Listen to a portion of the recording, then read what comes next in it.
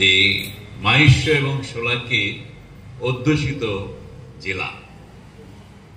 তো আজকে আমরাও আশা করেছিলাম যে আমাদের বিশেষ করে হাওড়ায় যে এলাকাতে আমরা অন্তত আছি, এখানে বহু মানুষ, বেশিরভাগই মাহেশ সমাজের, তো তাদের এগিয়ে আসা আরো দরকার।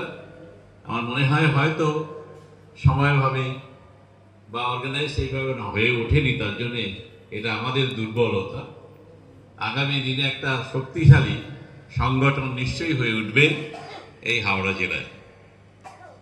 তৈরি হয়েছিল হাওড়ার কদমতলাতে, সেটাকে যে পুনরুদ্ধার করা, এটা একটা মহৎ প্রচেষ্টা।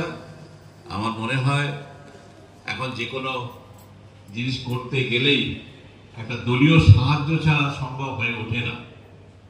আমরা যে যাই করি না কেন, কাজ উদ্ধার করতে গেলে হয়তো দলীয় সাহায্যের আমাদের প্রয়োজন আছে।